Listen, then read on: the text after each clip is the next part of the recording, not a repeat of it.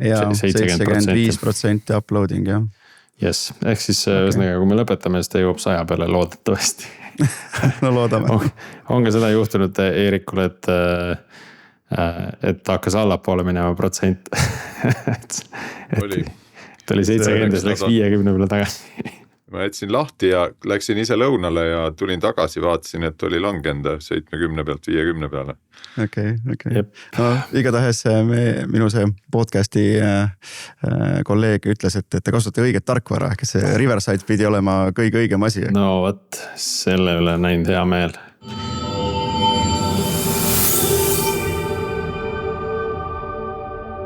Tere taas Algorütmi kuulama, eetris on meie 333. episood, mille toovad teieni LHV, Nortal ja Codeborn. Mina olen Priit Liivak ja koos minuga stuudios täna taas Eerik Jõgi.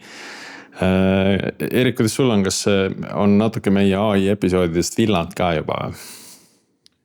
Villand ei ole veel, aga mõtlesin jah, et peab nagu peaaegu et jõuga otsima midagi vahele, et muidu tundub, et see nagu domineerib, aga tegelikult on ju muid teemasid veel, et peab. Aga täna vist peaaegu, et tulebki või? ma loodan küll, ilmselt me natuke ikkagi kuidagi puudutame servapidi, aga vähemalt me ei ole AI keskne. Et kui eelmine episood, kellel veel kuulamata, oli väga põnev vestlus sotsiaalmeedia teemadel AI ajastul, mis oli ikkagi nagu AI keskne episood, mis siis, et sotsiaalmeediast, siis täna võib-olla päris nagu AI keskne ei ole. Täna on meil külas Jürgen Erm, kelle juhtimise all ehitati üles küberturbeettevõtte Cybers, mis siis hiljem liitus ühe suure Prantsuse küberkontserniga ning kannab täna nime Neverhack Estonia, mille juhina siis tegelikult Jürgen ka täna tegutseb. Ja räägime siis sellest, et mis siis tegelikult juhtub pärast sellist edukat müügitehingut ning kuidas siis sellises suurde globaalsesse küberkontserni kuulumine Eestis opereerivat ettevõtet mõjutab, millega siis arvestama peab ja mis siis muutub ja mis samaks jääb. Tere Jürgen! Tervist! Hakkame ikka sealt pihta, nagu me tavaliselt hakkame, et räägi ka enda taustast meile pisut, et kuidas sa Cybersi asutamiseni jõudsid ja millega sa võib-olla enne seda oled tegelenud? Kõigepealt suur aitäh saatesse kutsumast.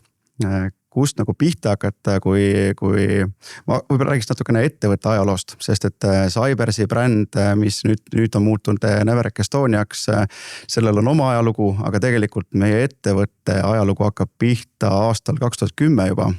Siis me olime tuntud kui Security Software OÜ ja me alustasime siis küberturbe maailmas Eesti riigi avalikule sektorile kui ka suurtematele erasektori klientidele siis küberturbe tehnoloogiate tarnimisega. Ja see pani sellise sihukese algse vundamendi meie ettevõttele paika. Ja siis aega mööda edasi oleme siis liikunud ka rohkem teenuse kesksemaks ja 2017 alustasime juba oma esimeste küberturbeteenustega, mida siis klientidele pakkusime. Ja 2020 ettevõte tegi siis tugeva pivoti liikumaks siis lihtsalt tehnoloogia implementatsiooni ärist tugevalt küberturbeteenuse äri poole. Ja 2020 on ka see koht, kus mina tulen pardale, ehk et mina liitusin selle ettevõttega 2020. Tulin siia pangandussektorist, kus ma olin enne 10 aastat ja viimased 4-5 aastat toimetasin seal juba küberturbe poole peal. Peamine vastutus oli siis teha pangale turvanõrkuste haldust ja seda siis kui veebiaplikatsioonidest, mobiiliäppidest kuni lõpuks mainframe'ini välja. Ja 2020 oligi siis see hetk, kus ma sain võimaluse ettevõttega liituda. Alustasin siis meie seirekeskuse juhina. Ehitasime siis väga tugevalt meie Security Operations Centerit ülesse. Tiim oli alguses väike, aga aega mööda kasvasime, sest meie ambitsioon oli see, et me suudaksime täna pakkuda või suudaksime oma klientidele pakkuda seireteenust 24/7. Ja see oli midagi, mis aastal 2020 turul lihtsalt ei olnud. Aga see nõudis palju investeeringuid, palju nii-öelda energiat ja higi ja vaeva, et seda asja nagu valmis teha. Aga täna see seireteenus praktiliselt küberturbe üks kaitse alustaladest ehk et sa jälgid oma infosüsteeme ööpäevaringselt. Kui mingid alarmid püsti tulevad, kui on niisugused kahtlustusi, et keegi üritab süsteemidesse tungida, siis sa vähemalt näed seda õigel ajal ja suudad siis õigel ajal reageerida. Et see on nagu siuke põhine fookus meil. Ja 2022 poole pealt siis, kuna nii-öelda seirekeskus oli juba mõnda aastat seda juhtinud, me olime ilusti 24/7 tööle saanud, olime kliente ka võitnud ja siis mulle pakuti nagu järgmist väljakutset, et äkki sa soovid ettevõtet ka juhtida. Ja võtsin selle väljakutse vastu ning anti väga lihtsalt 2 ülesannet, et tee ettevõtet paremaks, kasvata käivet, aga oli ka nii-öelda siukene suur eesmärk, et kuidas jõuda Eesti turult välja. Ja kuna me oleme siis kasvanud ka väga pikalt Eesti väikeinvestorite toel, siis investorite energia oli juba nagu nii-öelda ära tarbitud ehk ammendatud, Eesti oli juba tühjaks imenud. Ja, et meil oli vaja leida siis nagu mingid väljundid, et kuidas saada välja ja siis õnnestus. Võib-olla see oli natukene õnne ka, aga õnnestus siis leida siis Neverac Grupp ülesse ja nii-öelda ajastus oli õige. Nemad just otsisid võimalust, et kuidas laiendada oma kompetentsi ja kuidas laiendada oma rahvusvahelist haaret. Ja jäime üksteisele silma ja sealt hakkas see nagu nii-öelda suhtlus pihta. Ja see ongi siis see, et kuidas security software'is sai Cybers 2020 ja siis 2024 sai sellest Neverac Estonia. Et kokkuvõttes Cybers leidis ise siis selle Prantsuse Neveracki grupi üles või oli see vastupidi, või lihtsalt, et oli ajastus õige, olite õigel ajal õiges kohas või tuli natuke käia ukse taga kraapimas ka, et kuulge, et meil on siin üks äge ettevõte, et äkki tahate nagu enda grupi osaks seda? No see on üks põnev lugu, mida mul alati tegelikult nagu meeldib rääkida, sest et siin on natuke huumorit, natuke õnne ja natuke ka tööd, eks ju, ehk et mina kui tegevjuhi rollis. Oota, las ma pakun, et sa said teise eestlasega Prantsusmaal kassa sabas kokku. Ei, see on sellise story'ga lugu on tegelikult, kuidas security software'ist sai Cybers. Ehk et minu tollased ülemused olid Las Vegases küberturbe konverentsil, rääkisid paari leti taga security software'i asutajatega pool tundi inglise keeles juttu ja siis said aru, et me oleme kõik mõlemad Tallinnast ja oskame eesti keelt ja siis oli, et kuuleta, et meil on siin väga hea kompetentsiga tiim, et äkki hakkaks nagu teenuseid tegema, ehk et see on see lugu seal. Aga kuidas Cybers siis sai Neverac Estonia? No esiteks tegevjuhi rollis ma olen olnud aastast 22 poole pealt, väga pikka kogemust ei ole ja kui esimene ülesanne on see, et otsi uusi investoreid, siis mõtled, mida sa ikka teed, eks, et järelikult see peab olema mingi pitch deck, see peab olema hästi tehtud, sa pead rääkima õiget lugu ja siis nii ma käisin mingid 10 erinevat VC-d ja investorit läbi. Ja kus see läbimurre siis nii-öelda tuli, oli siis see, et läbi Välisministeeriumi tegelikult Pariisi Eesti saatkond kutsus Eesti küberturbe ettevõtteid kohtuma siis Prantsuse küberturbe ettevõtetega. Ja minu mõttes, et okei, väga hea võimalus, tuleb nagu kinni haarata. Läksin siis kohale. Hommikul olime siis seal selle nii-öelda Neveracki kontori ukse taga. Ja mina ja suursaadik ka. Ja siis ootame teisi külalisi, kes siis nagu pidid nagu delegatsiooniga kaasa tulema. Saadik hakkab järsku kõnesid saama, et kahjuks inimesed kohale ei jõua. Ja siis, kui ta selle viimase kõne ka nagu ära pani, ta vaatas mulle otsa, et noh, Läheme kahekesi Eesti küberturvet esindama. Ma mõtlesin, et ära muretse, et ma võin rääkida palju, et küll me selle tehtud saame, eks. Ja siis läksimegi sinna. Siuke prantsuse stiilis pikk laud on nagu nii-öelda sul ees. Istusime sinna maha ja teisel pool on sisuliselt, ma ütleks, et Neveracki tollase juhtkonna ja nagu tiimi nagu kõrgemad pealikud olid teisel pool nagu vastas. Ja siis mõtlesin, et no väike Eesti mitte väike Eesti ettevõte, aga küberturbe ettevõte Eestist nagu tund aega ma lihtsalt nagu puhtalt nagu sealt nagu täis räägis. Ma mõtlesin, hakkame varem nagu Eesti sellest eduloost pihta, kuidas me tiigrihüpped tegime, kus meil see küberturbe kompetents tuleb ja kuhu me nagu liigume. Ja siis, kui see Eesti ajalugu oli tehtud, siis rääkisin ettevõttest ka. Ja siis kõik kuulasid, noogutasid kaasa, sobis ja siis täpselt samamoodi räägiti vastu, et mida Neverac teeb. Ja lõpus siis, kui oli nagu nii-öelda ametlik pildistamine, siis minu tollane, ma ei teadnud, et temast minu juht saab, aga surus mulle kätt ja ütleb, et kuule, et me võiksime koos suured olla. Ma surusin kätt vastu, mõtlesin, et see on mingi prantsuse viisakus, aga hea küll, et võtan viisakuse vastu. Ja läksin koju ära ja rohkem midagi nagu ei olnudki. Ja järsku tuleb e-mail sealt samalt Arturilt siis, et kuule, see oli väga tore, mis sa rääkisid, aga äkki nüüd teed nüüd nagu korraliku presentatsiooni nagu slaidide ja asjadega, et räägite detailidest, mida te teete. Ma ütlesin, väga lihtne, teeme ära. Natuke paar päeva läheb mööda, tuleb uus e-mail, et tee täpselt sama presentatsioon minu investoritele.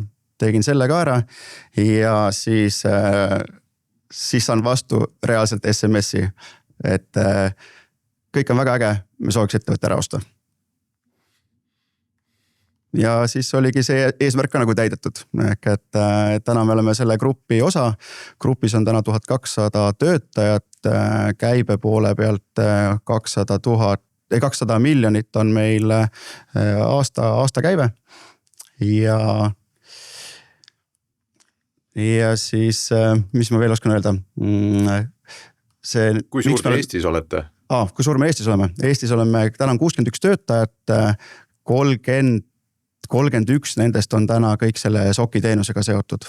Ja miks siis Prantsuse ettevõtte, Eesti ettevõtte üritas nagu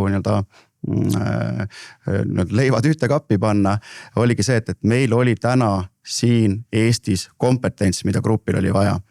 Ja alati sihukeste ühinemiste puhul on alati see hirm, et kui sa nüüd liitud selle ettevõttega, kas see grupp sööb su ära või et mis su nagu roll nagu seal jääb, siis meil oligi see hea asi. Nopib vajalikud skillid välja ja siis ülejäänud saadab laiali. Jah, et meil oli see eelis, et kuna meil oli väga turbe selle seireteenuse kompetents, siis tegelikult peale ühinemist kõik nii-öelda riigid, kes grupis toimetavad, said siis nii-öelda panna lauale, kuidas nii-öelda ülegrupilist seireteenust võiks pakkuda. Ja eestlased panid enda oma lauale ja meie oma jäi nagu nii-öelda peale. Ehk siis see nagu Neverac grupi SOC-i kompetents on täna siit Tallinnast ehitatud, juhitud ja standardiseeritud. Väga uhke. Siinkohal tahaks anda siis kiidusõnu Eesti saatkondadele üle maailma, aga minul on ainult häid kogemusi kõikide ürituste ja asjadega, mida nad korraldavad, et see tugi nagu Eesti ettevõtetel on tegelikult väga suur. Sellest, kuidas nad saavad neid kontakte luua ja siin on järgne selline tore edulugu tegelikult. Ja. Et ma arvan, et kui need teised ettevõtted oleks ka kohale tulnud, sa oleks ikkagi selle SMS-i saanud. No ma loodan, eks ju. aga jah, ma täitsa ühinen sinuga, et see saatkonnad on selle jaoks meile, et edendada Eesti majandust ja see kvaliteet ja see positiivne tagasiside ja see võimekus saatkondadel eraettevõtjatega nagu tegutseda, et mul on selle kohta ainult kiidusõnuga ainult rääkida. Et kui ettevõtjad ei ole veel seda üles leidnud ja on sihukest välisturu ambitsiooni, siis ma ütleks, et ma alustaks, et vali välja sihtriik ja siis mine räägi Eesti saatkonnaga seal, et nii ta käib. Kuidas see prantsuse keelega on? Aus vastus halvasti, aga kui me ühinemise ära tegime, siis ma võtsin endale Duolingo äppi ja ma tegin sinna mingi sihukese 900 päevase striigi, aga prantsuse keelt ma ikka ei räägi, nii et kuidas meil inglise keelega on, sest ma saan aru, Prantsusmaal on ka sellega natukene nagu mitte hästi, et ilmselt see Neveracki juhtkond saab hakkama väga hästi, selles ma ei kahtle. Aga kui me võtame nagu ülejäänud siis grupi nagu tiimi, et kas seal on ka nagu sellist, ma ei tea, kultuurilist nagu lõhet märgata olnud, et alati ei jõua sõnum täpselt nii kohale, nagu sa tahaksid? See on kindlasti asi, millega nagu arvestada, et mul on tulnud endal ka juhuseid, kus suhtled kolleegiga, kes sa tead, et inglise keel ei ole tema nagu tugevam külg. Et siis tuleb valida, et kas me saame kuidagi minna teist kanalit pidi, kes oleks vahel siis, kes viib selle sõnumi edasi. Ja sa pead sellega arvestama, et tihti peale isegi suures grupis tuleb vastu inimesi, kes ei oska täna inglise keelt. Aga kõik olulised inimesed, kes meil täna on, need kõik oskavad, nii et mitte teised vähem olulised oleksid, aga mis ma ütlen juhtkonna tasandilt, kellega mina nagu suhtlen igapäevaselt, et nendega me saame väga hästi hakkama. Kuidas peale seda tehingut nii-öelda sinu kui selline tegevjuhi roll muutus, et sa oled natukene nagu sellises teises olukorras, et sa ei olnud seal sellise founderina sees, eks sa olid nagu tegevjuhiks kasvanud siis ettevõtte seest, eks ole. Siis et sa ühel hetkel leidsid ennast positsioonist, kus kõik raporteerisid sulle ja sina tegid otsuseid ja siis nüüd äkitselt on kuskil veel üks juhtkond, kellele sina raporteerima nüüd pead hakkama, et see on väike pendel sinu vastutustes. Et no ses suhtes siuke, kui me oleme olnud nagu nii-öelda iseseisvad Eesti ettevõtte alt, siis eks ju siin ma tulin pangandusest, mis oli ka suur korporatsioon ja sisult 10 aastat on seda nii-öelda korporatsiooni kogemust selja taga, siis mul nii-öelda see vahetus, et tulla väiksesse ettevõttesse tööle, siis mulle nagu siiralt nagu meeldis, sest et sa tuled ideega lauale, esmaspäeval paned idee lauale, reedeks on mingi prototüüp või midagi nagu valmis, et me suudaksime nagu katsetada. Et panganduses tihtipeale oli see, et projekti nagu käima jooksutamine oli palju siuke kuuajane koosolekute ja asjade põrgetel, et siis oli nagu hästi, eks ju. Ma mõtlen isegi hea pank, kui 6 ajaga hakkama sai. Just, aga Neverhack tundub ka selline hästi agiilne olevat, kui tõesti nüüd siin niimoodi tundide jooksul tehti ostmisotsuseid ja saadeti kohe nagu pakkumine otsa. Et õnneks see siuke korporatsiooni siuke nagu selline mentaliteet pole veel nagu juurdunud, ehk tegelikult see grupp on ise ka küllaltki värske, ehk et samal ajal kui Eesti liitus Neverhackiga, siis tegelikult liitus samal ajal Prantsusmaalt veel üks küberturbeettevõte ja Itaaliast teine veel, et meil see nii-öelda see juhtimisstruktuur ja asjad, need nii-öelda on alles kujunemises ja nad on olnud ka nagu palju nagu muutuses, ehk et neid tiime ja asju nagu mängitakse ringi ja me otsime seda, mis töötab nagu kõige paremini, ehk et peab arvestama, et kultuurid on erinevad ja tegelikult ka, kui me räägime küberturbeturgudest, siis Nordicu küberturbeturg on teistmoodi, kui on näiteks Itaalia ja Prantsusmaa omad, et sellega peab ka arvestama. Kahtlemata. See on päris muljetavaldav kasv, kui niimoodi kolm ettevõtet enda hõlma alla võtta siis lühikese perioodi jooksul. Aga kui palju sa ise nagu, kuidas ma ütlen, sellist taustakontrolli Neverhackile tegid, et ka seda, üks asi on muidugi need finantsid ja kõik see hästi nagu nähtav pool on ju, mis siis on paberile kirja pandud, aga just see kultuuriline pool ja ma ei tea, et kuidas neid tajutakse nagu erinevatel turgudel, et mis nende maine on ja et kui palju sa seda nagu surkisid enne kui see otsus tuli, et olgu, et see on see ettevõte, kellega me tahame liituda. Ja, no see due diligence oli ka üks väga, väga, ütleme, pikk ja pingeline periood nii-öelda minu sellest tegevjuhi karjääri elus, et me tegelikult tegime due diligence'i 10 kuud ja see oli nii-öelda, see oli nii nemad meile kui meie neile, et saada aru, et esiteks nagu sa ütlesidki finantside pool selgeks asjad, aga selle asja nii-öelda selle kogu protsessi käigus, selle tiimiga see suhtlus oli praktiliselt nagu iganädalane, et see oli ka see nagu viis, kuidas me saime nagu aru, et kellega me nagu ühineme, mis on nende ambitsioonid ja kuhu me tahame nagu liikuda, ehk et tegelikult nagu selle due diligence'i käigus sai nagu nii-öelda need siuksed Exceli küsimused kui ka sellised pehmema poole küsimused vastatud, ehk et me ikkagi omalt poolt ka uurisime, et kuhu me nagu liigume.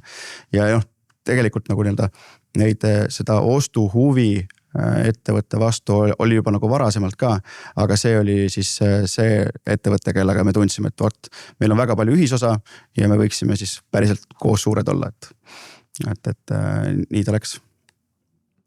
Kuidas sa enda ettevõtte sees seda kommunikeerisid, et siin on erinevaid lugusid ja strateegiaid alates sellest, et üks hetk saadad kõigile siis emaili välja, et me nüüd müüsime ära ennast ja that's it.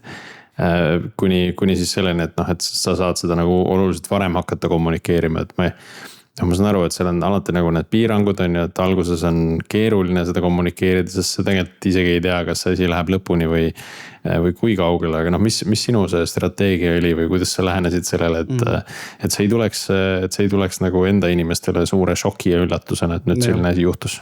Jah, minu nagu see põhitees üldse kogu selle üldse sinna nagu sellesse teemasse sisse minekul oli see, et me oleme nii transparentsed kui vähegi võimalik, et ei tekiks inimestel nagu seda üllatust, sest et see ükskõik, kas ettevõtted ühinevad või nii-öelda tekivad seal mingid osade jaotamised, siis inimesel, kes selles ettevõttes töötab, tal tekib alati hästi palju küsimusi ja see nii-öelda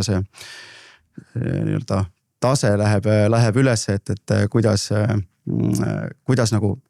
mina kui indiviid nagu selles muutuses nagu hakkama saan, et see oli see, miks me selle nagu nähtavuse teed nagu läksime ja väga otseselt kommunikeerisingi, et sellised asjad on laual, me oleme täna alustanud diskussiooni ja siis samas nagu ka tutvustasin seda, et mida see grupp teeb ja miks me nagu sellise otsuse poole nagu vaatame, et sisuliselt kogu selle due diligence protsessi käigus ma arvan, et ma tegin tiimile korra kuus vähemalt update'i, et kuidas nagu läheb. Et siis kui lõpuks nagu nii-öelda paberile allkirjad alla said, siis sai ka tiimile kommunikeerida, et kuulge, nüüd on asi otsustatud, me liigume edasi koos. Aga noh, see suhtes, isegi kui seda nagu nii-öelda võtsite sellise transparentse ja läbipaistva nagu suhtumisest, tegelikult ikkagi nagu tiimist, nagu see tiimi rahulolu kõikus. Et me mõõdame oma tiimi rahulolu 2 korda aastas ja sealt on nagu oligi näha, et nii kui see nagu ühinemise teema tuli, siis sealt käis korraks ikkagi nagu niisugune allapoole jõnksatus läbi, aga see on nagu tänaseks on nagu korda saanud.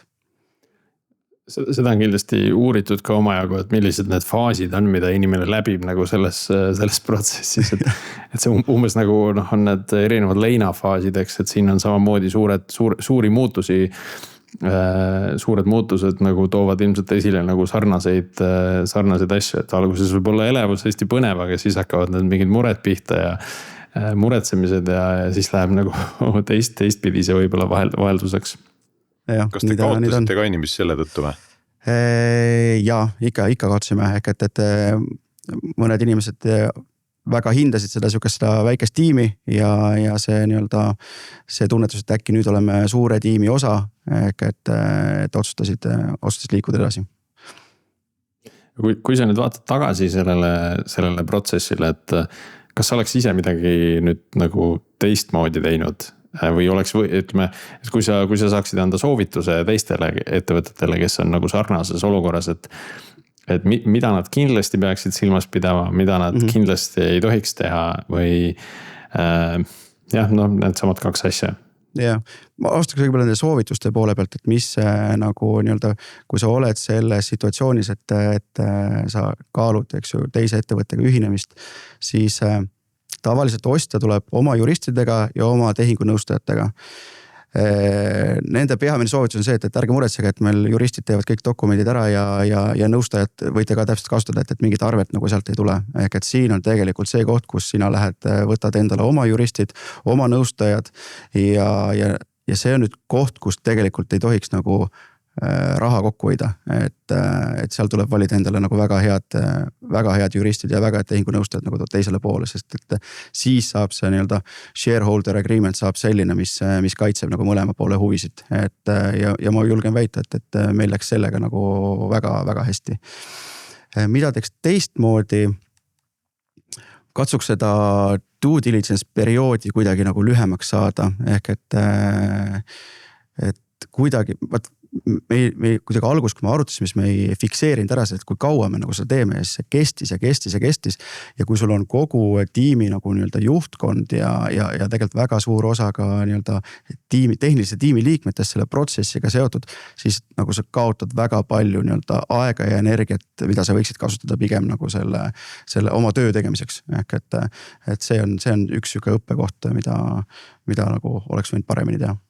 see on ka selline huvitav valdkond, et noh, mul kangastab see kommentaar, Eerik, mis sa seal ETL-i arutelul tegid, noh, võrreldes asju, mida sa õpid ja asju, mida sa koged, et noh, et see kogemuse väärtus on hoopis nagu teine. Et kui sa selle due diligence'i nagu tõmbad 3 kuu peale, noh siis sa põhimõtteliselt ei koge seda ettevõtet samamoodi, et sa ei kohtu sama palju inimestega, eks sa ei saa nagu nii põhjalikult aru, mida, kui hea see klapp ikkagi on ju. Et see suhe ei jõua nagu piisavalt kaugele areneda, et siis ongi see, et sa saad need raportid ette võtta, AI-ga läbi töötada, see ütleb, et AI kõik on hästi, midagi hullu ei paista ja siis tegelik päris elu võib hoopis teistsugune olla tagatipuks on ju. Nii ta on jah. Et see kontakt on nagu ülioluline, aga mis Neverhacki poolt nagu kaasa tuli, et noh, mis muutusi see siis tegelikult nagu ettevõttes kaasa tõi, et saite uued sellised ways of working dokumendid ja uued väärtused defineeriti ümber ja või oli see nagu natukene tagasihoidlikum, et tehke oma asja edasi ja noh, et finantsid saatke nüüd siia süsteemi. Ja, ehk et kõigepealt, eks ju, kus see üldse nagu pihta hakkabki, oligi see rebranding, ehk et nii-öelda oma bränd tuleb nii-öelda maha jätta ja uuega edasi minna, ehk et tegelikult täna Neverhackil ongi siis see, et kui riigis on ettevõtte ostetud, siis selle riigi ettevõtte ongi siis nagu Neverhack Estonia, ehk et meil on Neverhack Italy, meil on Neverhack France, et kõigepealt tegime selle nagu rebrandingu ja siis nii-öelda õnneks seda nii-öelda eestlastel on iseseisvus väga oluline, mulle samamoodi, ehk et see, et kuidas mina siis ettevõtte juhina Eesti üksust juhin, on ikkagi nagu suuresti minu otsustada ja teha. Küll on aga nii-öelda grupi initsiatiivid, kus me peame siis kaasuma ja ka siis nii-öelda vastavalt käituma, ehk et meil ongi see 2 suurt integratsiooni teemat ongi olnud, et noh, kõik nii-öelda infrastruktuur tuua ühte tenantisse kokku, panna IT-süsteemid nagu ühel platvormil nagu tööle, on olnud nagu üks suur integratsiooniprojekt ja teine ongi siis see, et kuidas me oma finantse ja ressursse haldame, ehk et selline grupiülene ERBi väljajuurutus on ka selline selline asi, millega on olnud nagu nii-öelda oleme olnud seotud. Ja mis me nagu saanud oleme, siis tegelikult noh, sisuliselt üleöö, mul on täna Euroopas väga paljud turud lahti ja mitte lihtsalt nagu nii-öelda, et see on nagu tunnetuslik, vaid see nagu reaalselt minu arust oli esimese aasta jooksul vist, kui me nii-öelda olime ühinemise ära teinud, siis me tahtsime minna ühte seireteenuse hankesse. Ja see oli tõesti nagu siuke ambitsioonikas hange, seal oli väga suur klient vastas ja varem, kui mõtlesin, et oleks ise sinna üksinda sinna hankesse läinud, no ma arvan, et mul poleks seda aplikatsiooni poleks ära kinnitatud, aga läksime sisse. Sa näitad oma referentsid ära, sa näitad oma nii-öelda finantsvõimekuse, tiimivõimekus ära ja tulime sealt hankest võitjana välja ja täna meil on üks väga hea suur klient jälle juures. See, kui me enne rääkisime korra sellest ways of working ust ja sellest noh, et kuidas eestlastele on see iseseisvus oluline, kas need on ka nagu need asjad, mis tegelikult said selle liitumise jooksul ka lepinguliselt fikseeritud, et mismoodi siis edasi minnakse, et kuhu need punased jooned maha tõmmatakse? Ja. No tegelikult oligi, see oli lepingu üks osa, mida võib-olla ise poleks osanud nagu kohe nagu õigesti nagu defineerida sinna, et tegelikult see on see, mida ka nii-öelda meie juristid ja nõustajad ütlesid, et kuulge, et mõelge nüüd, et meil hakkab see ühinemisperiood hakkab pihta, teil on veel seal nii-öelda see earn-out period, et kus te nagu teenite nagu siis selle ettevõtte väärtuse välja, eks. Ehk et vaadake, et me saaksime need punktid paika, et mida te teete selle perioodi ajal ja mida te ei tee. Ehk et hästi lihtne niimoodi, ühinemine toimub ära, eks ju. Sa peaksid väga palju ressurssi nagu nii-öelda välja andma selleks, et grupi initsiatiividega integreeruda, kuid samas su enda nagu nii-öelda töö jääb nagu tegemata, et me panime seal nagu väga konkreetselt nagu punktid paika, et kuidas need asjad käivad. Eerik, sa tahtsid enne midagi küsida? Ma tahtsin natuke uurida lähemalt, räägi natuke sellest seire süsteemist, seire platvormist või kuidas seda nimetada, et mis see tegelikult kujutab endast, et te siis reaalselt monitoorite või jälgite klientide enda infosüsteeme?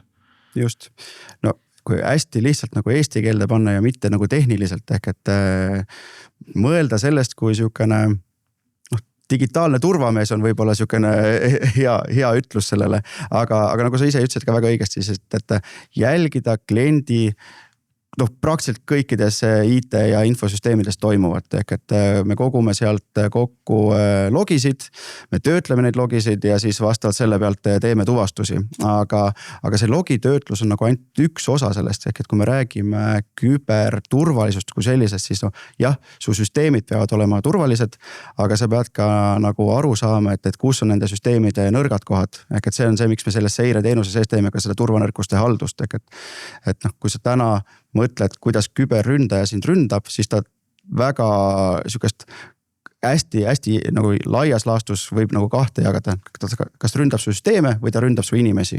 Et see nii-öelda see süsteemide turvalisuse pool on nagu ülioluline.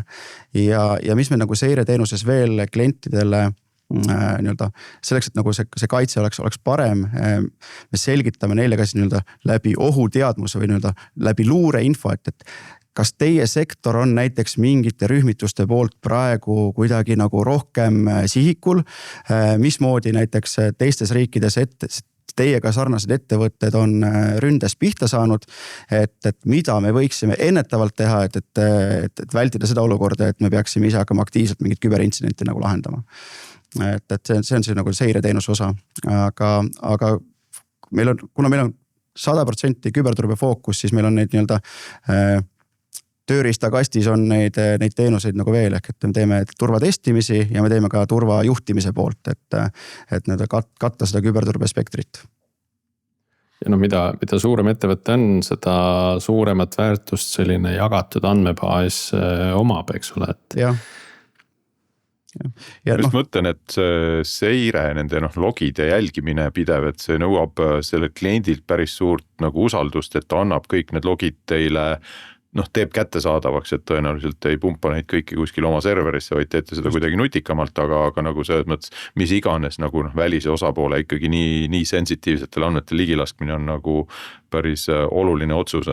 Ja see eeldab ju nagu laia hulka andmeid, mitte lihtsalt nagu ühte komplekti logisid, vaid eelistatult kõike, mida rohkem seda uhkem, et võrgulogid, rakenduse logid ja nii edasi. Jah, et see ongi kõik turvakontrollid, mis sul täna on, mida rohkem seda nähtvust on, seda suurema tõenäosusega sa suudad selle õigel ajal ohu tuvastada ja sinna ka reageerida, et see usalduse ülesehitamine on, ma ütlen, selle äripoole kõige suurem nii-öelda challenge, et kuidas ehitada seda usaldust üles ja see tihtipeale see seire klientide puhul me ikkagi väga pikalt saame üksteisega tuttavaks, me tutvustame, mismoodi me logisid kogume, mismoodi see nii-öelda teenusele liidestamise protsess on, mida sa kliendina saad, kuhu su andmed lähevad, mismoodi need kaitstud on, et me käime nagu kogu selle teekonna läbi, enne kui me üldse läheme nagu lepingut nagu allkirjastama, et klient veenduks, et see, mis ta ostab, on ka nagu see, mida ta vajab. No kunagi oli igasugu hulle lugusid selle kohta, kus avastati, et mingisugune siis pahalane on kuhugi serverisse paigutatud ja keegi on seal nokitsenud mitu kuud ja kuskile pole jõudnud, midagi pole saavutanud, et see kuidas siuke nagu time to repair või siuke nagu time to recover aeg oli hästi pikk, et see aken oli hästi pikk.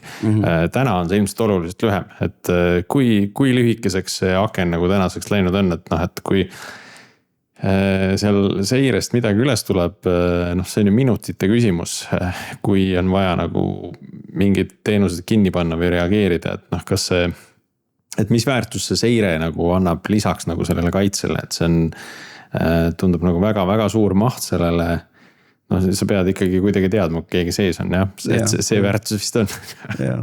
See väärtus kindlasti on küll lisaks ja lisaks nendele nii-öelda turvakontrollidele, kui me räägime nii-öelda sest antiviirusest või nii-öelda moodsama võimekusega EDR ja XDR nii-öelda platvormid, mis tegelikult kliendil on ka läbi selle seireteenuse kasutusel, siis nemad teevad ka väga palju sellise akuutse ohu puhul automaatset blokeeringuid ja neid nii-öelda tõkestustegevusi, aga see nii-öelda see logide analüüs selles mõttes, kas kuskil keegi juba on sees või vähemalt üritab nagu nii-öelda vaikselt sinna sisse saada, see on endiselt mängib rolli. Aga see aken läheb kogu aeg lühemaks, et kui me räägime kas või nende turvanõrkuste poole pealt, siis hiljuti, eks ju, suuri laineid löönud blogipostitus Anthropikult, eks, et kuidas nii-öelda keelemudelid suudavad turvanõrkuseid, nii-öelda nullpäeva turvanõrkuseid nagu tunda või tuvastada, et see seab meile väga nii-öelda tulevikus seda, et see kui ma panganduses töötasin, siis see nii-öelda batching cycle sükene normaalne oli sükene 6 aega. Aga täna me räägime, et kui sa nagu praktiliselt tundide ja minutitega mingeid olulisi asju nagu kinni ei pane, siis see risk võib minna väga-väga nagu suureks. Et see on üks nagu väljakutse, mis küberturvalisusega selline on praeguselt nagu heidetud.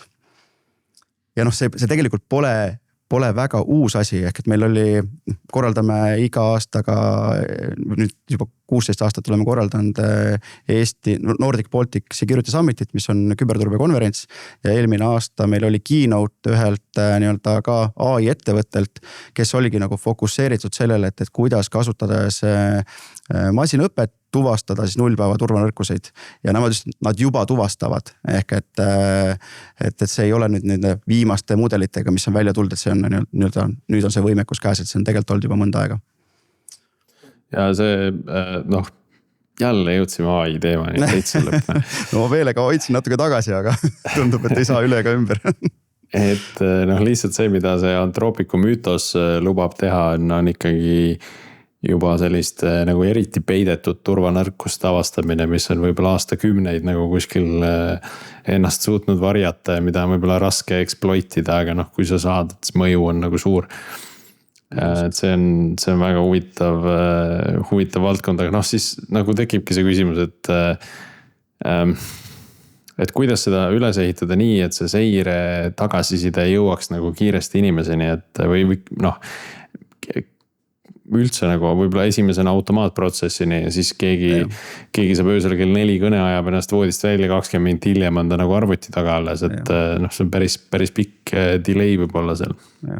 Mida me ka näeme, et see nii-öelda, kus see kõige suurem ajakadu tuleb, ongi see nii-öelda see inimeste vaheline kontakt ja suhtlus, et me oleme selle jaoks eraldi protsessid üles ehitanud, erinevad nii-öelda kanalid teinud, aga see alati nii-öelda, mida rohkem aega edasi, siis me näeme, et see peab olema aina automaatsem, et see on, miks me ka täna kõiki neid nii-öelda blokeerivaid või tõkestavaid tegevusi üritame ka võimalikult palju nagu automatiseerida ja ma arvan, et see kuidagi nagu teistpidi nagu käima ei hakka, et see, kui me räägime nagu järjepidevast kaitsest, siis see automatiseerituse pool tuleb sinna väga tulevat mängu ja tegelikult kui küberturbest rääkida, siis see logide kogumine on nagu nii-öelda aastakümneid juba teema olnud, et sinna peale tegelikult täna niisugust orkestreerimist ja automatiseerimist on ka ehitatud pikalt ja me seda täna nagu kasutame, aga see peab pidevalt ajas edasi arenema. Kui palju teid see AI revolutsioon või ükskõik kuidas seda nimetada nüüd juba mõjutanud on või kui palju sa näed, et tulevikus veel mõjutab teie nagu reaalset tööd ja tööprotsesse või mingit sellist ülesehitust? Juba on mõjutanud, ehk et see suhtes kõigepealt ta samamoodi nagu paneb mõtlema, et kuidas oma teenused me peaksime täna ringi tegema selles suhtes, et selle AI nii-öelda arenguga kaasa minna, ehk et see on nagu nii-öelda teema. Aga teine pool, mis on nagu meile kui küberturbe valdkonnast nagu oluline on see, et need suured keelemudelid, nad on täna küllaltki praktiliselt ühe klikiga kätte saada, eks ju, et kuhu need andmed liiguvad, kes need andmeid kontrollib ja mida need töötajad või mida su töötajad sinna nendesse mudelitesse nagu üles laevad. Ehk et me elame niisuguse andmelekke kuldajastul, ehk et täna attachment kaasa ja prompt järgi, et see on niisugune päris mõtlepaneva koht, et see on, miks me nagu enda grupis siis me teeme enda nagu niisugust infrastruktuuri, kus me orkestreerime erinevaid keelemudeleid, et need andmed, mis me saadame, siis et me kontrolliksime neid andmeid. Et see on midagi, mis me nagu enda töötarbeks nii-öelda üle grupi praegu lükkame välja. Ja seda ma kuulen ka üha rohkem, et seda laadi infrat ehitatakse, et neid eksperimente on natuke igal pool. ja ma arvan, et see on nagu loogiline, et see mingil määral ju pead oma andmete üle kontrolli omama, et muidu sa ei oma, et kui sa võtad see madala subscription'i, siis ju tingimust võid lugeda, et andmed kasutatakse järgmiseks treeninguks ja nad on seal olemas. Ja ilmselt üsna pea tekivad sellised corporate proxy'd ka, et kus sa lasedki enda kohalikust mudelist selle prompti läbi nii-öelda, et mis aitab seda filtreerida ja teha seda otsust, et kas seda üldse tohib nagu kuskile Claude'i poole saata, isegi kui on nagu mõistlik, et ongi selline keerulisem ülesanne, mida võib-olla kohalik mudel nii efektiivselt ära ei lahenda.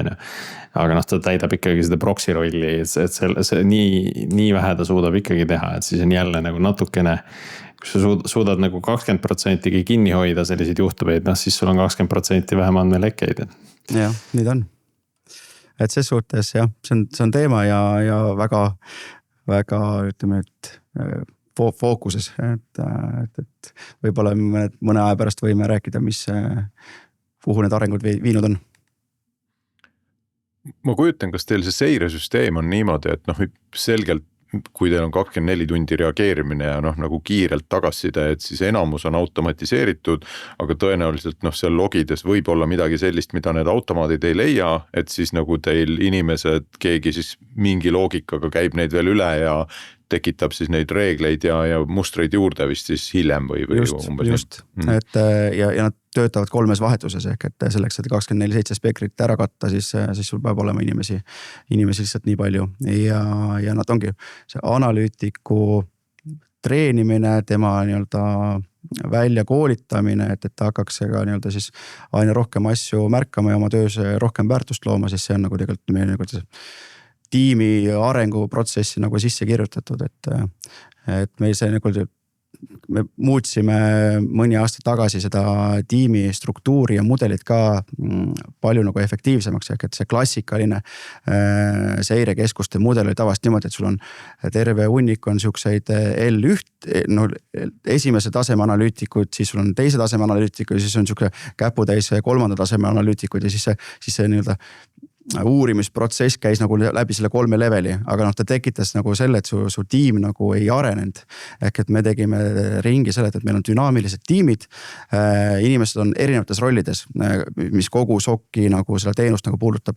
Nad teevad nii-öelda nende tuvastuste inseneeriat, nad teevad analüütikat, nad teevad nende platvormide haldust ja nad roteeruvad nende vahel. Ehk et see nii-öelda nende siis oskuste areng on ühtlasem ja töötajatel on ka töö nagu põnevam. Et ei tekiks rutiini. Et ei tekiks rutiini, sest rutiin on täna, kui seirekeskuste statistikat vaadata, siis see rutiin on see, mis tegelikult mõjutab kvaliteeti ja mõjutab ka töötaja rahulolu. Hästi sarnast mustrit mina olen kuulnud rakendatavat ka selliste tugiteenuste tiimides. Et sul on samamoodi level 1 support, level 2 ja level 3 support, aga et kuidas sa need teadmised nende vahel nagu hästi efektiivselt liikuma saad, mis annaks võimaluse võib-olla seal level 1 mingid keerulisemad asjad juba ära lahendada. Täpselt. Et siis ei ole seda pikka ahelat nagu vaja. Nii, aga ma tahaks veel korra tulla selle ostu teema juurde tagasi ja selle liitumise juurde, et me rääkisime siin korraga sellisest kultuurilistest nagu erinevustest ja siin on otse loomulikult juba sellised rahvuskultuuri nagu erinevused tulevad mängu, kui me vaatame Eesti ja Prantsusmaad on kas või aga siis tegelikult on ju ka ettevõtte kultuurid nagu erinevad on ju, et kuigi sa ütlesid, et Neverhack grupil nagu üsna palju asju oli lahtine, eks, et nad on nagu välja kujunemisel grupp on ju. Just. Et siis ikkagi nagu, kuidas see Eesti ettevõtted nagu mõjutas või just nagu kultuuri mõttes, et kas midagi nagu muutus, et tekkis nagu nüüd see tunne, et nüüd me oleme rahvusvahelisem ettevõte, tekkis mingi vajadus rohkem, ma ei tea, inglise keeles mingeid materjale toota või suhelda kindlasti, kui nagu Prantsusmaaga suhtlusest jutt on, aga noh, et on ka neid näiteid ju, kus nagu kogu ettevõtte suhtlus lülitatakse inglise keelele, sellepärast et noh, me kunagi ei tea, et võib-olla mul on vaja seda emaili edasi saata nagu mõnele teisele kaugemale kolleegile, kes sellest aru ei saa, on ju. Et kuidas see kultuuri muutus nagu toimus ja kui hästi see nagu vastu võeti? Ses suhtes meil oli natukene eelis, ehk et kui me räägime nagu puhtalt nagu sellest keelelisest ja rahvusvahelisest nagu taustast, siis tegelikult meil enne ühinemist oli juba töötajaid 7 erinevast riigist ja väga erinevatest maanurkadest on inimesi kokku tulnud. See on võib-olla hea nipp, et kui sa tahad ennast nagu rahvusvahelisse ettevõttesse maha müüa, et siis alusta sellest, et tee enda ettevõtte rahvusvaheliseks ja siis on lihtsam pärast. Võib-olla, aga see kindlasti nagu aitas ses suhtes, et meie nagu sisemine ametlik töökeel enne liitumist oli juba inglise keel, ehk et selleks, et kõik töötajad saaksid omavahel ilusti suheldud. Aga see kultuuri erinevus kindlasti on seal ja see nii-öelda, kui lihtsalt nagu hästi lihtsustatud puhtalt nagu inimliku poole pealt natuke nagu sellest kultuurist rääkida ja mis mul on olnud nagu õpikohad, siis nagu kõigepealt hea nagu võib-olla natukene humoorikas nagu seik siia ette, et eestlane läheb koosolekule kas 5 minti varem või väga täpselt, eks ju. Prantslane tuleb kas 5 minutit või 15 minutit hiljem. Ja see on fine. Ehk et see on täitsa okei ja sellepärast ei pea isegi vabandama, sellepärast et see on, sest elu ikka juhtub, eks.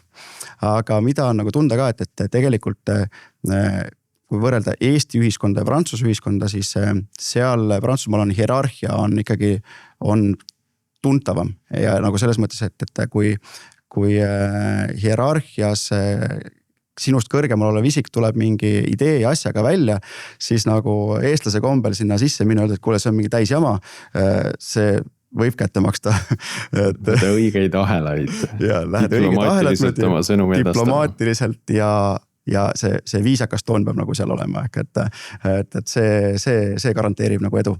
Aga mis kõige suurem nagu selline kultuuriline nii-öelda taipamine või nii-öelda arusaamine, mis mul nagu tekkis, et see usalduse ülesehitamine, see käib väga tugevalt nagu isikliku suhte baasilt. Ehk et käiaksegi lihtsalt saadakse kokku, räägitakse juttu ja kui kokku saadakse, siis tüüpiliselt ei räägita ka tööjuttu, et räägitakse, kuidas sul perel läheb ja mis su hobid on, eks, et ehitada üles seda isiklikku suhet.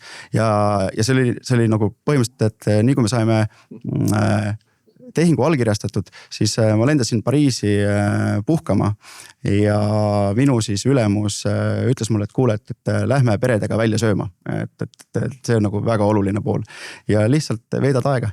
Ja see ei ole mitte ainult nagu ettevõtte sees, vaid see on ka klientidega niimoodi. Ehk et kui ma kuulen, kuidas mu Prantsuse kolleegid ja Itaalia kolleegid nagu kliendi suhet nagu alustavad, siis see on väga tugev siuke isikliku usalduse ülesehitame, et meil on nagu vastupidi, et lubad midagi, teed ära, okei, ma usaldan sind rohkem, eks, et pigem nagu siuke natukene tehingupõhisem, aga mida ma soovitan, et kui kellelgi on nagu nii-öelda ükskõik, mis rahvuskultuuri ja oma ettevõtte ühinemine nagu paigas, siis üks raamat tuleb kindlasti nagu läbi lugeda, eks see Erin Meyeri The Culture Map, et sealt võtab nagu need kultuurid ja nende nii-öelda põhisiuksed hoovused võtab väga lihtsalt selgelt nagu lahti, et siis kui tekivad mingid siuksed keerukamad olukorrad, siis ei pea kõike isiklikult võtma, et saad aru, et tegelikult siin võib olla mängus mingid asjad, millest tegelikult võib-olla ei olnud teadlik.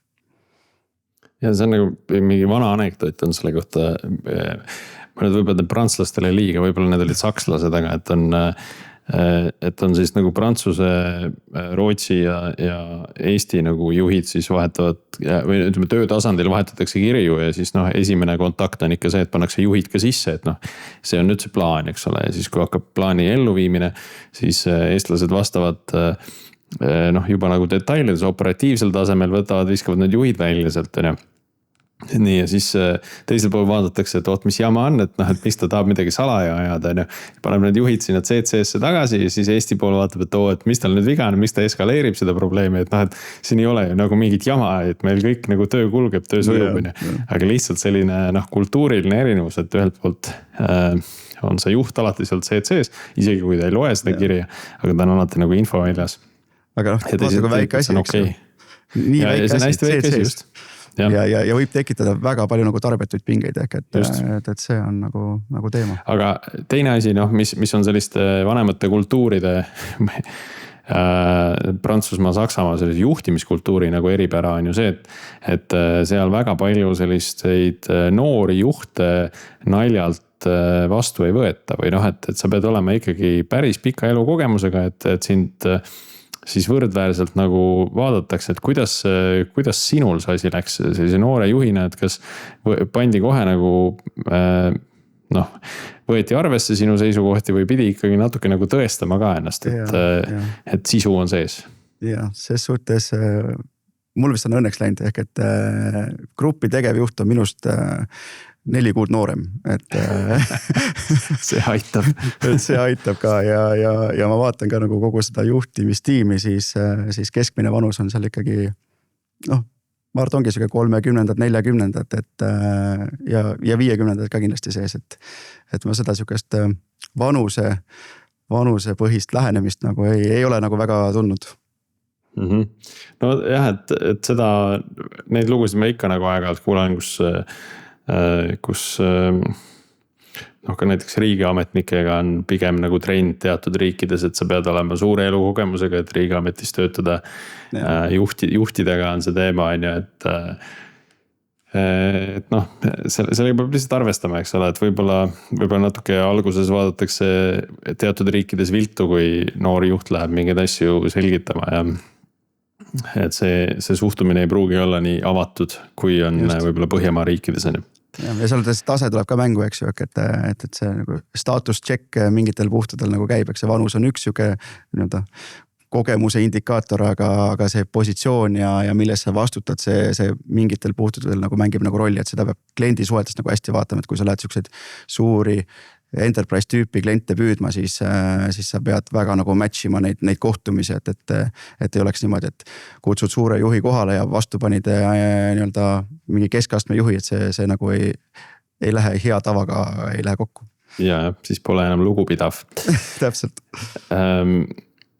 Siia lõppu ma küsin niimoodi, et kas sulle jäi veel hingele mõni teema, mida sa arvasid, et sa pead või saad siin episoodis rääkida, aga mille kohta me küsida ei osanud?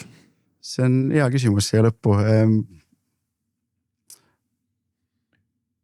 Mõtlen korra, aga äkki Erik tahtsid küsida midagi, et ma tooks ühe nurga veel, et kuna ikkagi nagu me räägime või see sinu äri on ikkagi väga nagu kriitiline äri ja ettevõtete nagu tänapäeval ikkagi nagu elu sõltub sellest tihtipeale, et kas sa saad mõne nagu loo rääkida, mingi reaalse asja, kus te olete midagi kinni püüdnud, loomulikult nimesid nimetamata ja nagu nii palju, aga sul äkki midagi on, et nagu meenutada seda, et inimesed vahest unustavad ära selle turvalisuse olulisuse, aga et nagu millele te olete jälile saanud või kus te olete aidanud kellegil nagu oma operatiivse reageerimisega pääseda millestki. Kui sa saad natukene siukse anonüümsel tasemel seda jagada. See on hea küsimus, ehk et võib-olla räägiks meil õnneks koputan lauda vasta 3 korda. Ühegi Soki kliendiga ei ole olnud seda häda, et on olnud mingi intsident, mida me peame nagu kus on nagu ärimõju olnud. Et neid intsidente selliseid ikka tekib, aga me oleme õigel ajal nagu suutnud jälile saada. Aga tegelikult meie teenuste tööriistakastis on ka siis see intsidentidele reageerimine siis, kui on täitsa mingi lunavara juhtum või midagi sellist, et meil on olnud neid, kus me lähme klientidele appi ja aitame neil selle olukorraga nagu toime tulla. Ja ma olen ise selles tiimis ka alati nagu intsidente vaste tiimis, tihtipeale mulle jääb see ülesanne, et ma pean nende kriminaalidega läbi rääkima ja olles nagu kogu selle protsessis sees, siis ma ütlen, et ühe tegevjuhi kõige stressirohkem periood elus ei tule mitte siis, kui äril läheb nagu kehvasti, vaid läheb siis, kui sul on andmed krüpteeritud ja sa ei saa oma äri sisuliselt jooksutada. Et see energiavaev, mis peab minema sisse nii selle ettevõtte poolt kui ka nende intsidentide vastajate poole pealt, see on meeletu ja ründajad kasutavad seda ära, sellepärast, et sellega saab raha teenida. Et kui võtta nagu midagi kaasa, siis see ennetamine täna on ikkagi nagu kõige soodsam lahendus. Et seireteenuse puhul väikeste klientide puhul hakkab see teenus kuskilt 2000 eurost kuus pihta ja suurte klientide puhul läheb sinna mitmekümnetesse tuhandetesse. Aga see mõju, see negatiivne ärimõju, mida sa nagu vältida saad, on väga-väga oluline. Kas nagu minul eemal veidi või nagu ütleme, mitte selle äri sees olles vaadates tundub, et need lunavara ja need krüpteerimise erinevad ründed jäid nagu võib-olla mõne aasta taga ja nüüd on nagu muud teemad esile kerkinud, aga tegelikult sinu sõnum on see, et nad ei ole kuskile kadunud, et on täpselt samamoodi alles. Jah, õnneks viimase aasta statistika on näidanud, et neid on nagu vähemaks jäänud, aga nad ei ole mitte kuskile kadunud ja kui sa vaatad globaalselt nagu tervikuna, siis need on ikkagi nagu kasvutrendis. Küll aga need summad või need, kus ohvrid maksavad raha, see trend on alla liikumas, aga need summad, mida makstakse, see on jälle omakorda nagu ülespoole nagu liikumas ehk et ikkagi see oht ei ole mitte kuskile nagu kadunud. Ja kui nüüd rääkidagi seda, et suudetakse näiteks turvanõrkuseid rohkem avastada või pettuseid paremini teha, siis kas tehisintellekti abil, siis seda hetke ei tule, et küberturbe on nüüd lahendatud ehk et sellega enam tegelema ei pea, et ma arvan, et see pigem läheb ajas kogu aeg keerulisemaks. Aga siia lõppu nüüd, ma mõtlesin see Priit su küsimusele vastuse ära, ehk et võib-olla lihtsalt nagu lõpetuseks, mida nagu tahaks öelda, et meil on väga palju ettevõtteid, kes tegelevad küberturvalisusega väga põhjalikult ja pühendunult. Aga meil on jätkuvalt ka turu peal ettevõtted, kes nagu ei hinda seda riski nagu väga kõrgeks. Ehk et sihukene sõbralik soovitus, et kui nagu üldse nagu tegelenud ei ole sellega, siis need esimesed sammud on nagu väga lihtsad. Ehk teha kaardistus, saada aru, kus sa oled, mis andmeid kaitsma peab ja millised nagu nõrkused ja ohud meil on, see ei võta nii ajaliselt kui rahaliselt ei võta tükki küljest ära. Aga sa saad endale pildi ette, kus sa nagu täna oled. Ja kui see pilt on ees, siis sinna peale saab midagi ehitada. Aga lihtsalt nagu ignoreerida ja oodata esimest lunavara kirja või seda, et IT-mees tuleb, et meil on süsteemid maas, siis on natukene, ei ole hilja, aga on palju ebamugavam. Ja täna kindlasti ei tohi olla enam selles olukorras, kus täiesti pimesi nagu seal toimetad või puhtalt usalduse peale, et kes mind ikka tahab rünnata, ma ju nii väike tegija. Et see mõtteviis nagu lõpeb kiirelt halvasti. Aga mul on hea meel näha, või kuulda ka seda, et see trend on nagu positiivses suunas liikumas pigem ja mulle tundub, et üks osa sellest on see, et nendest juhtumitest räägitakse rohkem, küberturbe teadlikkus järjest nagu kasvab ja ka siis läbi selle tegelikult erinevate tiimide kompetents, et sõltumata sellest, kas nad on siis väljaspoolt sisse toodud või siis ettevõtete enda IT-tiimid, et see on ainult positiivne. Jah, see ongi vaata, et küberkaitses ettevõtted, erasektori ettevõtted konkureerivad oma vahel, aga täna arvestades geopoliitilist olukorda, arvestades Eesti vastu selliste vastaste huvi, siis tegelikult see turu harimine, turul info jagamine, kogemuste jagamine, ma arvan, et see on meie kõigi sihukene ühine kohustus, sellepärast, et kui täna võtta Eesti ühiskonnast IT ära, siis ma arvan, päris hunnik mitte õnnelikke eestlasi. Siin on sellised mõnevõrra huvitavad uued nagu ründevektorid. Ma ei tea, vektor on selle kohta nagu halb nimi, aga ka see hiljutine avastus, et mis siin oli mingisugune 1600 alaealist noort on siis väidetavalt tellinud erinevaid küberründeid kuskil pimeveebis. Et piisab sellest, kui sa 16-aastase välja vihastad ja siis ta tellib sulle mingisuguse väikse rünnaku, nagu sihitud rünnaku sinu ettevõtte pihta. Et see on huvitav trend, et peab tõdema, et mina selles eas nagu ei teadnud midagi sellistest võimalustest või sellisest maailmast ja nüüd on see kuidagi nagu nii tavaliseks muutunud, et väikeses Eestis 1600 sellist juhtumit, et see on päris suur number. ja see on, mäletan hästi, ma käisin ühes koolis nagu loengut andmas, olid vist 9-ndikud või 10-ndikud, 9-ndikud vist olid. Ja rääkisime ka küberturbest ja siis 2 kutti on nagu sellised, nagu räägivad suga väga tehnilisel tasemel vastu, toovad välja, mis infosüsteemi nõrkus nende koolis on, kuidas sinna sisse saada ja siis saad aru, et kuulge, see on kõik väga äge, aga vaadake, et endale juriidiliselt nagu jalga ei tulista, et täna endiselt seadusega arvutisüsteemide sissemurdmine on kuritegu ja ei ole vaja nooruses neid vigu teha, et seda energiat ja seda tahet, kui inimestel on nagu selle valdkonna vastu huvis, on nagu väga tervitatav, aga nad peavad käima seda nagu õiget rada pidi, kaitsjate poole pealt, mitte need, kes teevad kurja. Ja vaata, see väga hästi haagib ka selle meie siis liitumise teemaga, et ka seal sa pead käima teatud sõnumitega õiget rada pidi ja tegema asju õigesti, et siis selles edukas olla. Aga aitäh, Jürgen, tulemast, väga põnev vestlusele, aitäh ka Eerikule. Kuulajaid kutsun endiselt meie Discordi, kus saab soovitada uusi teemasid ja uusi külalisi meile. Kui siis ka niisama valdkonna spetsialistidega juttu ajada ja erinevatel teemadel arutada. Aga meiega kuuleb taas uuel nädalal. Aitäh kuulamast. Aitäh.